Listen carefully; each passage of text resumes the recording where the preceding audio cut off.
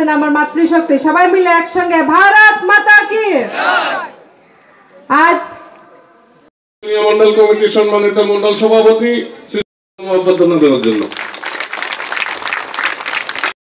ফুটিয়ে আমরা ঘরে যাব বন্ধুগণ। তার আগে নয়, আমাদের ভবিষ্যৎ প্রজন্মের কথা চিন্তা করে এই এলাকার উন্নয়নের স্বার্থে, এই এলাকার বেকার যুবক যুবতীদের স্বার্থে, এই এলাকার কৃষকদের স্বার্থে, এই এলাকার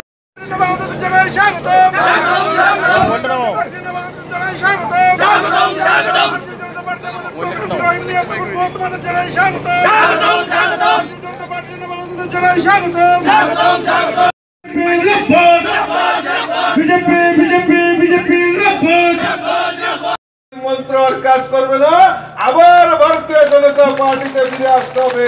আজকে সেটা তপন আর রহিম প্রমাণ করেছে। 25টা বছর একটা স্লোগান শুনতাম, পরিবর্তন হয়েছে। এখন এই পরিবর্তিত স্লোগান হয়েছে सबका साथ, सबका विकास, सबका विश्वास और सबका प्रयास নিয়ে ভারতীয় জনতা পার্টি সরকার ত্রিপুরা রাজ্যে পরিচালিত হচ্ছে। বন্ধুগণ, আমরা দেখেছি এই রাজ্যের বুকে সিপিএম এর সন্ত্রাস কাকে বলে। আজকে যোগদান সভা, আমি গতকালকে সিদ্ধান্ত নিয়েছি যে আজকে আমি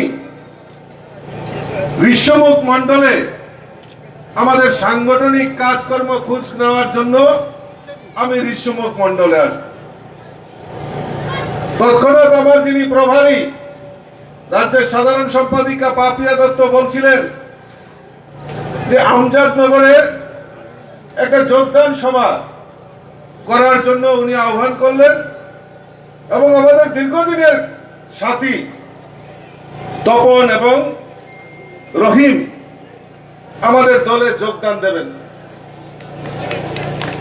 আর এই সভাস্থলে এসেই এই বক্তৃতা দেওয়ার আগে আমি তপনকে বলে একটু তপনের সঙ্গে দেখা করতে চাই। তপনকে উদ্যোগে আমজাদনগর বাজারে প্রকাশ্য জনসভা এবং যোগদান সভা অনুষ্ঠিত হয়েছে। প্রকাশ্য জনসভা এবং যোগদান সভায় এখানে ভারতীয় জাতীয় কংগ্রেস থেকে রহিম মিয়া এবং তপন গুহার নেতৃত্বে মোট 42 পরিবারের 129 জন ভোটার আজকে ভারতীয় জনতা পার্টিতে যোগদান করেছেন। আমাদের ভারতীয় জনতা পার্টির ত্রিপুরা প্রদেশ সভাপতি সম্মানীয় রাজীব ভট্টাচার্য মহোদয় এই যোগদান সভায় অংশগ্রহণ করে রহিম মিয়া এবং তপন গুহার নেতৃত্বে যে 42 পরিবারের 129 ভোটার যোগদান করেছেন তাদেরকে ভারতীয় জনতা পার্টির পতাকা তলে সাদরে বরণ করে নিয়েছেন। আমি ধন্যবাদ জানাই যারা আজকে আমাদের ভারতীয় জনতা পার্টিতে যোগদান করেছেন তাদেরকে, এবং বিশেষ করে ধন্যবাদ জানাই আমাদের প্রদেশ সভাপতি মাননীয় রাজীব ভট্টাচার্য মহোদয়কে আমাদের আজকের এই কার্যক্রমে অংশগ্রহণ করে নবাগতদের বরণ করে